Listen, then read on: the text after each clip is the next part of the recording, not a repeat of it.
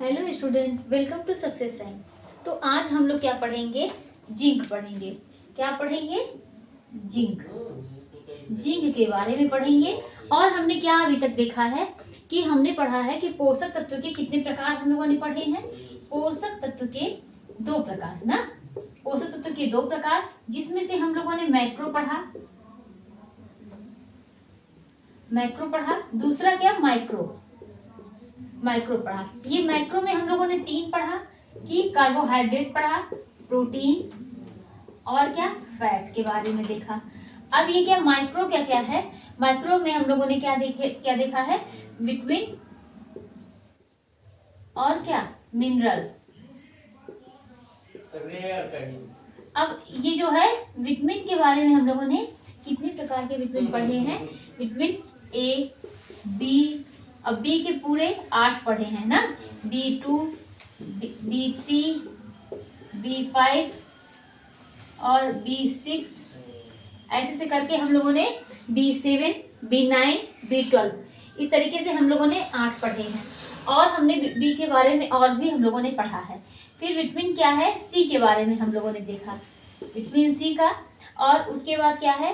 Vitamin जो है ए यहाँ पढ़ा, सी, फिर डी, फिर ई, फिर के, और क्या इतना हम लोगों ने देखा है। और मिनरल्स में हम लोग काफी हद तक काफी चीजें पढ़ चुके हैं, कुछ और ही बचा हुआ है, जिसमें कि आज हम लोग क्या देखेंगे। इसमें हम लोगों ने आयोडीन के बारे में देखा है, सोडियम के बारे में देखा, सल्फर के बारे में जाना, पोटेशियम के बारे में जाना। मतलब हम लोग काफ़ी चीज़ें, आयरन क्या है, यानी लोहा के बारे में हम लोगों ने देखा कि हमारे शरीर में कितनी आवश्यकता होती है, इतना हम लोगों ने देखा। मिनरल्स में हमने देखा कि ये खनिज तत्व कितने होते हैं, 24 यानी 24 होते हैं। और खनिज तत्व में जो है कि इसमें इसका 2% किसका होता है और 1% किसका होता है। 1% किसका होता है? पोटेशियम का होता है, और इसका सोडियम का होता है। ठीक, हम लोगों ने इतना ये सब चीजें पूरा पढ़ा है। और अब हम आगे आज क्या देखते हैं कि जिंक के बारे में देखेंगे कि जिंक क्या है। जिंक के बारे में समझेंगे। जिंक जो है ये भी क्या है? ये भी एक खनिज तत्व है, ये एक मिनरल है, खनिज तत्व है। और क्या इसको बोल सकते हैं? और बोल सकते हैं ये क्या है? ये मैक्रो है या माइक्रो है? ये भी क्या है? ये भी मैक्रो न्यूट्रिएंट है। कैसा है? मैक्रो न्यूट्रिएंट है। जिंक क्या है? ये भी मैक्रो न्यूट्रिएंट है। ये क्या है? एक खनिज है। और क्या है? ये एक मैक्रो यानी सूक्ष्म पोषक तत्व है। कौन सा है? सूक्ष्म पोषक तत्व। सूक्ष्म पोषक तत्व है, या बोलिए ये एक माइक्रो है। ठीक, और क्या है कि ये जो है ये अकार्बनिक यौगिक है। क्या है? अकार्बनिक यौगिक है ना। यह अकार्बनिक खनिज तत्व है, कुछ भी आप कह सकते हैं। क्या है? अकार्बनिक खनिज तत्व है। और ये क्या है? ये जो है हमारे शरीर के लिए जिंक जो है ये बहुत ही महत्वपूर्ण है। किस लिए महत्वपूर्ण है? ये बहुत ही महत्वपूर्ण है, महत्वपूर्ण है। ठीक, ये क्या है? किसके किसके लिए होता है? देखिए, ये स्वाद के लिए होता है। किसके लिए जिंक जरूरी होता है? स्वाद के लिए होता है। और किसके लिए होता है? घाव के लिए भी जरूरी होता है। हम लोगों ने पढ़ा है ना कि घाव भरने के लिए, देखिए विटामिन सी भी जो है वो घाव भरने के लिए उत्तरदायी होता है, या घाव उसकी वजह से जल्दी भरता है, या घाव भरने में सहायक होता है। और यहाँ पर देखिए जिंक का नाम भी आ गया कि जिंक भी जो है वो घाव के लिए सहायक है, और टेस्ट स्वाद के लिए भी ये सहायक है। और क्या है कि जिंक जो है, इसके बारे में देखते हैं। ये क्या है? ये हर एक कोशिका में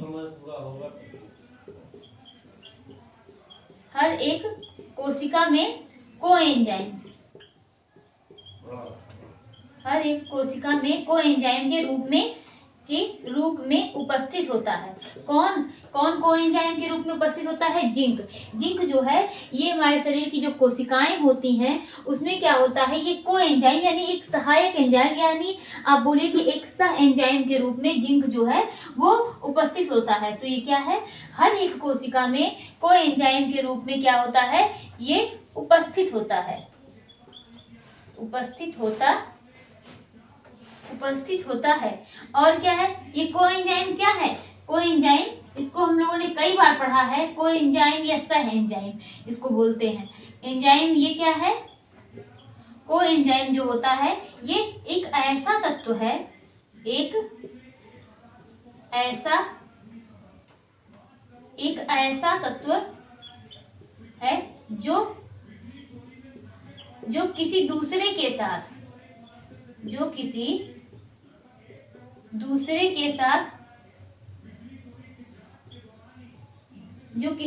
के साथ सहायक रूप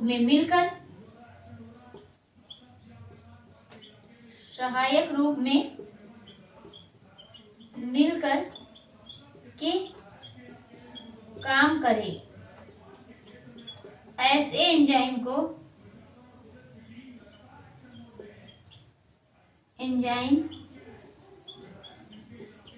क्या कहते हैं, कोएंजाइम कहते हैं, कोएंजाइम कहते हैं।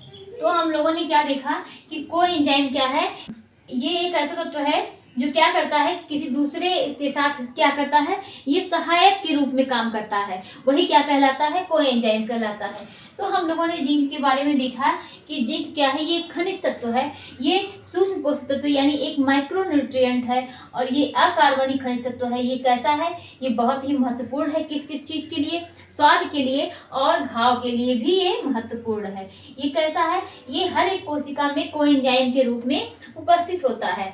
और क्या होता है कोएंजाइम, कोएंजाइम एक ऐसा तत्व है जो किसी दूसरे के साथ क्या करता है, सहायक रूप में मिलकर के काम करे, ऐसे एंजाइम को क्या कहते हैं, कोएंजाइम कहते हैं। और कोएंजाइम किस चीज के लिए जरूरी होता है, ये जो है प्रजनन के लिए भी जरूरी होता है, प्रजनन के लिए जरूरी होता है। और कोएंजाइम की क्या उपयोगिता होती है, यह प्रजनन के लिए जरूरी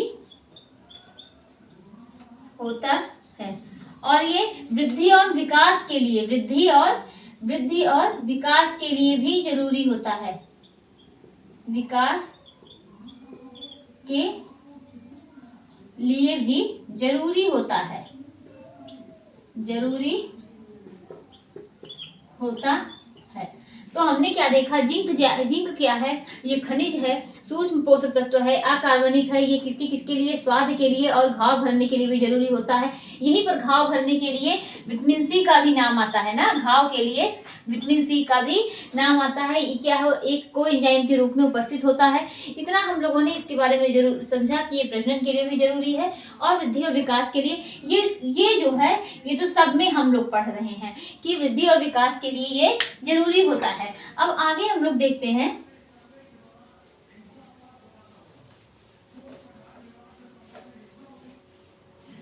कि ये क्या है, स्वस्थ व्यक्ति में जो प्रौढ़ व्यक्ति होते हैं, जो स्वस्थ व्यक्ति कौन से व्यक्ति, प्रौढ़ व्यक्ति होते हैं, उसमें कितना जिंक होगा, कितना होगा, 140 से 220 mg क्या होगा, जिंक होगा। इसको भी नोट कर लीजिए। एक स्वस्थ व्यक्ति में, जो कि क्या होंगे, प्रौढ़ व्यक्ति होंगे, प्रौढ़ व्यक्ति में कितना जिंक की मात्रा होगी, प्रौढ़ व्यक्ति में कितना, 140 से 220 mg क्या होगा, जिंक होगा, जिंक होगा। ठीक, और क्या देखते हैं कि जिंक की सबसे ज्यादा मात्रा क्या होती है, प्रोस्टेट ग्लैंड में। किसमें, जो जिंक की सबसे ज्यादा मात्रा कहाँ होती है, मात्रा किसमें, प्रोस्टेट ग्लैंड में उपस्थित होता है। किसमें उपस्थित होता है, प्रोस्टेट ग्लैंड में उपस्थित होता है। तो जिंक की सबसे ज्यादा मात्रा कहाँ होती है? प्रोस्टेट ग्लैंड में उपस्थित होती है। और आगे क्या देखते हैं कि ये कितनी होती है? 80 से 90%। और त्वचा में कितनी होती है? कितनी यहाँ पर होगी? 80 से 90%। ठीक। और त्वचा में क्या होती है? त्वचा में और अस्थियों में भी, और किसमें? अस्थियों में भी उपस्थित होती है। अस्थियों में भी क्या होती है? ये जिंक जो है वो उपस्थित होता है। अस्थियों में भी उपस्थित होता है।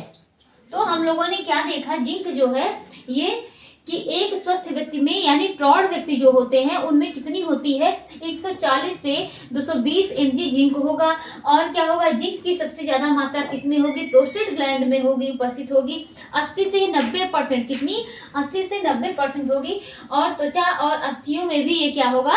उपस्थित होगा। और आगे क्या देखते हैं कि 10 से 20%। कितना? 10 से 20% ये क्या होगी? अंगों में। कहाँ होगी? अंगों में।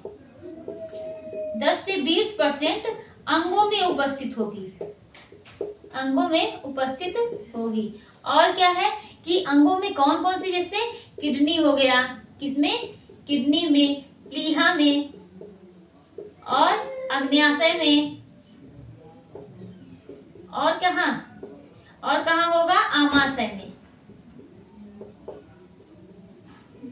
इन सब में क्या होगा? कितना परसेंट होगा? 10 से 20% होगा। एक स्वस्थ व्यक्ति में 140 से 220 mg जिंक की सबसे ज्यादा मात्रा 80 से 90% कहाँ होगा? प्रोस्टेट ग्लैंड में होगा। और क्या है कि और भी त्वचा और अस्थियों में भी ये जिंक जो है वो उपस्थित होता है, और 10 से 20% अंगों में उपस्थित होगी। और क्या देखते हैं कि जिंक जो है वह आंखों के, जिंक कहाँ? जिंक जो है आंखों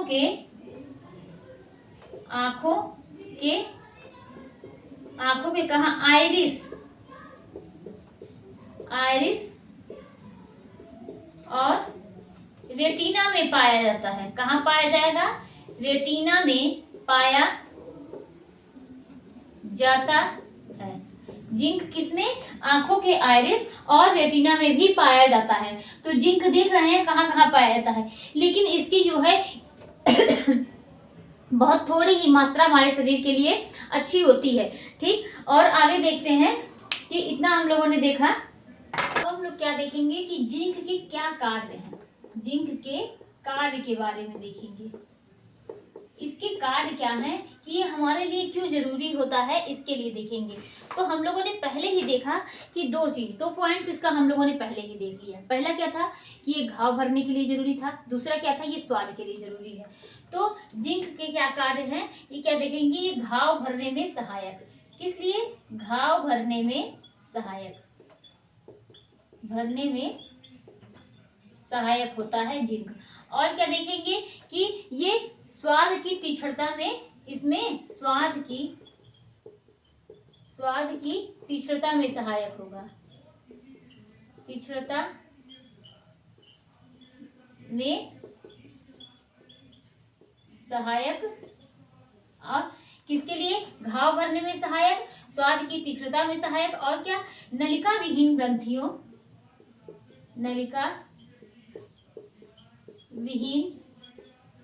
किसमें? नलिका विहीन ग्रंथियों क्या है कि स्राव के लिए क्या होता है कि नलिका विहीन ग्रंथियों के स्राव के लिए आवश्यक होता है। ग्रंथियों के स्राव के लिए आवश्यक।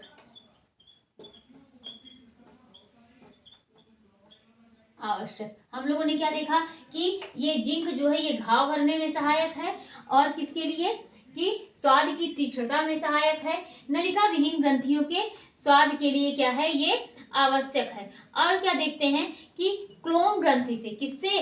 क्लोम ग्रंथि से निकलने वाले इंसुलिन को, किसके लिए? क्लोम ग्रंथि से क्लोम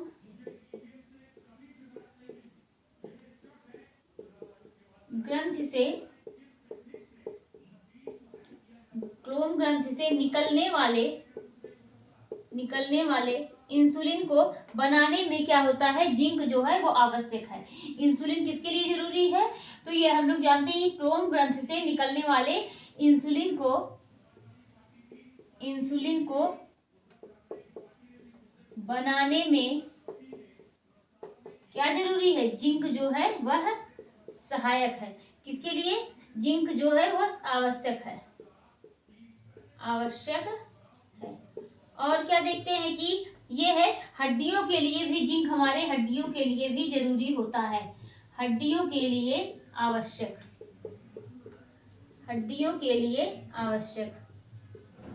और क्या, ये मासिक धर्म को नियंत्रण करने के लिए भी आवश्यक होता है, मासिक धर्म को नियंत्रण करने के लिए आवश्यक।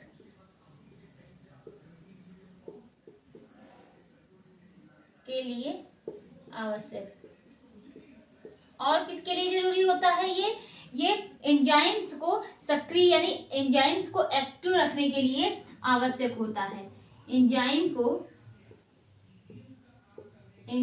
क्या करता है, जिंक एंजाइम को एक्टिव रखता है, एंजाइम को सक्रिय रखता है,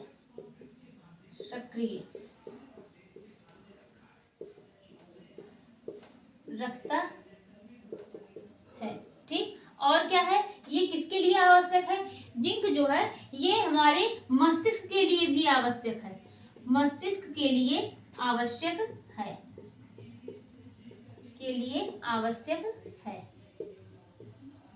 आवश्यक है। तो हम लोगों ने क्या देखा, जिंक के कार्य, जिंक जो है वो घाव भरने में सहायक है, और किसके लिए, स्वाद की तीक्ष्णता में सहायक है, और किसके लिए, नलिका विहीन ग्रंथियों के स्राव के लिए भी ये आवश्यक है। और क्लोम ग्रंथि से निकलने वाले इंसुलिन को बनाने में जिंक आवश्यकता होती है, और हड्डियों के लिए आवश्यक है, मासिक धर्म को नियंत्रण करने के लिए आवश्यक है, मस्तिष्क के लिए आवश्यक है, एंजाइम को एक्टिव रखने में जिंक की आवश्यकता होती है। अब हम क्या देखेंगे कि जिंक की कमी क्या होती है, जिंक की कमी से क्या होंगे। तो जो जिंक के कार्य हैं, अगर हमारे शरीर में जिंक नहीं रहेगा तो जाहिर सी बात है घाव जो है वो देर से भरेगा, हड्डियां जो है वो भी, हड्डियों में दिक्कतें आएंगी, मासिक धर्म को ये नियंत्रित करता है, उसमें भी दिक्कत आएगी, क्लोम ग्रंथि से जो इंसुलिन बनाने में ये सहायक होता है उसमें भी परेशानियां आएंगी। तो इसी तरीके से अगर जो भी कार्य हैं, जिंक के रहने पर हमारे शरीर में जो भी कार्य हैं वो सारे कार्य क्या हैं, बाधित होंगे। ठीक, आगे देखते हैं ये क्या हम लोगों ने देखा कि जिंक की कमी से क्या होगा कि इसमें स्वाद की तीक्ष्णता में बाधित, यानी हम स्वाद की तीक्ष्णता बाधित, यानी इसका अर्थ क्या हुआ, स्वाद की तीक्ष्णता बाधित का अर्थ हुआ कि हम लोग कुछ भी खाएंगे तो उसका जो टेस्ट पता चलता है, स्वाद पता चलता है, स्वाद नहीं पता चलेगा, स्वाद नहीं पता चलेगा। ठीक, और आगे क्या देखते हैं कि ये लैंगिक परिपक्वता, किसके लिए, लैंगिक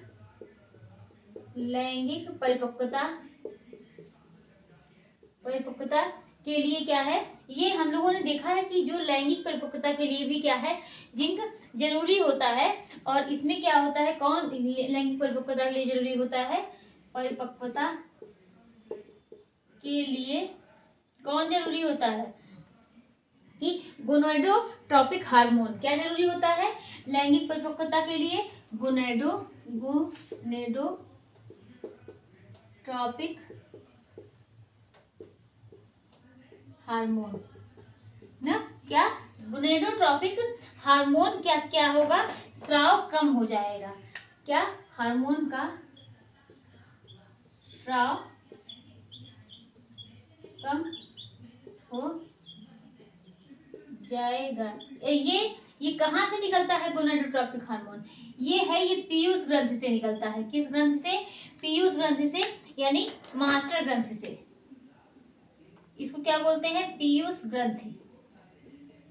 और क्या, इसको मास्टर ग्लैंड भी बोलते हैं। क्या बोलते हैं? पीयूष ग्रंथि को मास्टर ग्लैंड के नाम से भी इसे जाना जाता है। किसे? पीयूष ग्रंथि को। और क्या, इससे क्या क्या निकलता है? इससे गोनेडोट्रोपिक हार्मोन भी निकलता है। ठीक, और अब आगे देखते हैं। ये क्या हो गया? इतना हम लोगों ने देखा। ये जनन कार्यों एवं उनकी परिपक्वता में भी भूमिका निभाता है। किस लिए? जनन कार्यों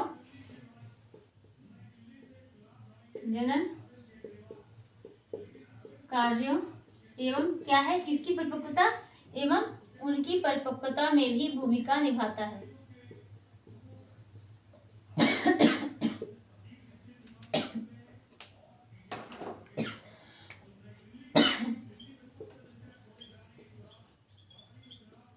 भूमिका निभाता है।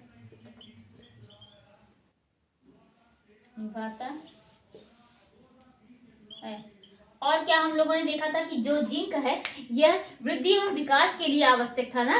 तो क्या होगा? वृद्धि विकास क्या है? वह सही से नहीं होगा। वृद्धि एवं विकास क्या है? सही से नहीं होगा या बाधित होगा, से नहीं होगा। और क्या है? घाव हम लोगों ने देखा था, घाव भरने में सहायक था। तो घाव नहीं भरेगा या घाव देर से भरेगा, जो भी घाव देर से भरेगा। और क्या हम लोगों ने देखा कि इससे क्या होगा? ये वृद्धि विकास में सहायक है, तो अगर ये नहीं रहेगा तो क्या होगा? बौनापन देखने को मिलेगा। क्या होगा? बौनापन देखने को मिलेगा। एक इसका बहुत ही क्या होगा? इम्पोर्टेंट जो है वो टॉपिक है, इसको देखते हैं। एक पॉइंट है, क्या है? Sickle cell. क्या होगा? Sickle cell anaemia. Sickle cell anaemia क्या है? देखने को मिलेगा।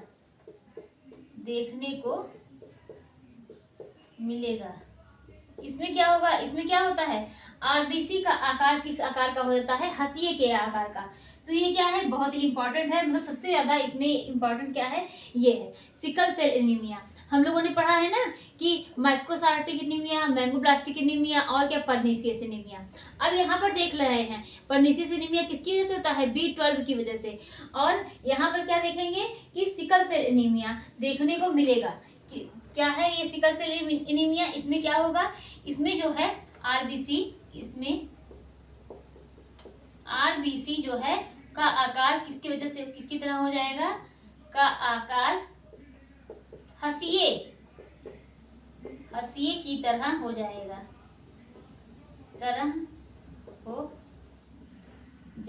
इसको आप लोग मोबाइल पे मतलब सर्च, गूगल पे सर्च करके देखिएगा तो किस तरीके से आरबीसी जो इस तरीके से होता है, ये कैसे होगा? ऐसे ऐसे हो जाएगा, ऐसे ऐसे ऐसे ऐसे इस तरीके से आरबीसी हो जाएगा। तो क्या है ये आरबीसी जो है? ये हम लोगों ने क्या देखा कि जो जिंक है इसकी क्या है? इसकी कमी से स्वाद में तीक्ष्णता जो है वो मतलब बाधित होगी, स्वाद का पता नहीं चलेगा। लैंगिक परिपक्वता के लिए क्या है? गोनेडोट्रोपिक हार्मोन जो है वह क्या है? उसका स्राव कम हो जाएगा। और गोनेडोट्रोपिक हार्मोन कहाँ से निकलता है? पीयूष ग्रंथि से। पीयूष ग्रंथि को किस नाम से जानते हैं? मास्टर ग्लैंड के नाम से जानते हैं। जनन कार्यों एवं उनकी परिपक्वता में भी ये क्या है? जिंक भूमिका निभाता है। वृद्धि और विकास सही से नहीं होगा, घाव देर से भरेगा, बौनापन देखने को मिलेगा। और सबसे ज्यादा क्या है? इसकी वजह से, जिंक की वजह से क्या होगा? सिकल सेल एनीमिया देखने को मिलेगा। इसमें क्या है? आरबीसी का आकार हंसिए की तरह हो जाता है। अब आगे देखते हैं कि इसकी अधिकता से, जिंक की अधिकता से क्या होगा? जिंक की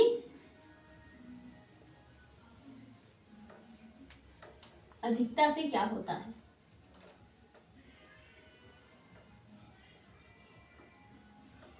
जिंक की अधिकता से हम लोग देखते हैं क्या होता है कि इसकी अधिकता से क्या होगा? इसकी अधिकता से क्या होगा? तांबे के अवशोषण जो है वह बाधित करेगा। किसका अवशोषण? तांबे का अवशोषण बाधित करेगा। ठीक, और क्या होगा कि लोहे की कमी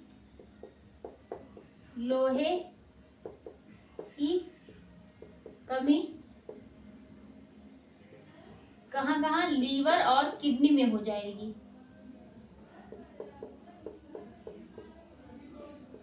किडनी में हो जाएगी। और क्या होगा कि इसकी अधिकता से संतानोत्पत्ति नहीं होगी। क्या इसकी अधिकता से, जिंक की अधिकता से क्या होगा, इसकी अधिकता से संतानोत्पत्ति बाधित होगी। ठीक, और क्या आगे देखते हैं कि इसमें इतना हम लोगों ने देखा कि इसकी अधिकता से क्या होगा, तांबे का अवशोषण बाधित होगा, लोहे की कमी जो है लीवर और किडनी में देखने को मिलेगा, और क्या है, इसकी अधिकता से संतानोत्पत्ति जो है वो भी बाधित होगी। ठीक, तो हम लोगों ने क्या देखा, इसकी अधिकता से क्या है कि संतानोत्पत्ति जो है वो बाधित होगी। अब हम लोग क्या देखेंगे कि ये जो है इसकी प्राप्ति कहाँ से होगी, किसकी जिंक की प्राप्ति कहाँ कहाँ से होगी, इसको देखते हैं। तो जिंक की प्राप्ति जो है, जिंक की प्राप्ति कहाँ कहाँ से हो रही है, इसकी जो है, इसकी प्राप्ति मछली से होगी। और कौन कौन सी मछली से, एक हेरिंग्स है, दूसरा क्या है, ओस्टर मछली, और यहाँ पर ये भी एक मछली है। तो जिंक की प्राप्ति कहाँ कहाँ से हो रही है, एक हेरिंग्स मछली है, दूसरा क्या है, ओस्टर मछली है। और कहाँ से हो रही है इसकी प्राप्ति, मांस, अंडा, दूध, और किससे, गेहूं की भूसी से। और कहाँ से हो रही है, सूखा मेवा। तो इसकी प्राप्ति हमें, जिंक की प्राप्ति मछली, वो भी कौन कौन सी मछली से, हेरिंग्स मछली, और किससे, ओस्टर मछली से, मांस, अंडा, दूध, इन सब से क्या है कि हमें जिंक की प्राप्ति होती है। और आगे क्या देखते हैं कि ये इसका अवशोषण, जिंक का अवशोषण कहाँ होता है, ये छोटी आंत में। जिंक का अवशोषण कहाँ होता है, जिंक का अवशोषण कहाँ होता है, छोटी आंत में।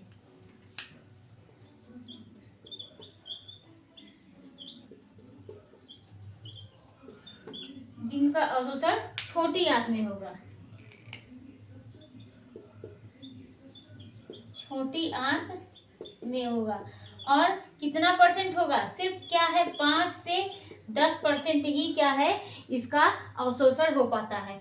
और इसका क्या है कि बाकी जो है, बाकी कितना परसेंट, 90%, कितना, ये क्या होगा, विसर्जित हो जाता है, विसर्जित हो जाता है। तो और किसके द्वारा, मल मूत्र के द्वारा क्या है, ये 90% विसर्जित हो जाएगा। यानी मात्र 5 से 10% ही हमें जिंक चाहिए, उतने में ही क्या है, हमारी जो आवश्यकता होती है वो पूरी हो जाएगी। इसीलिए इसको किस में रखा गया है, माइक्रोन्यूट्रिएंट में रखा गया है। इसकी बहुत ज़्यादा ज़रूरत नहीं है, लेकिन जितनी भी ज़रूरत है ये इतना है जरूरी, और इतनी ही मात्रा जो है हमारे शरीर के लिए ये पर्याप्त है। और कितना, 90% जो है ये विसर्जित हो जाता है। ठीक, और अगर इससे ज़्यादा ज़रूरत हो जाएगी, या इससे ज़्यादा अगर हो जाएगा, तो क्या होगा कि वह हमारे शरीर के लिए नुकसान करेगा। तो इसीलिए क्या है, जिंक का अवशोषण कहाँ होता है, छोटी आंत में। कितना परसेंट जरूरी है, 5 से 10%, बाकी क्या है, 90% जो है ये विसर्जित हो जाता है, किसके द्वारा, मल मूत्र के द्वारा। ये जो है आज जिंक का चैप्टर जो है ये कंप्लीट होता है। अब हम लोग नेक्स्ट डे कौन सा पढ़ेंगे, नेक्स्ट डे हम लोग क्या पढ़ेंगे, क्या और भी जो इसमें मिनरल्स में 1-2 बचे हैं उसको हम लोग क्या करेंगे, कंप्लीट करेंगे। ठीक।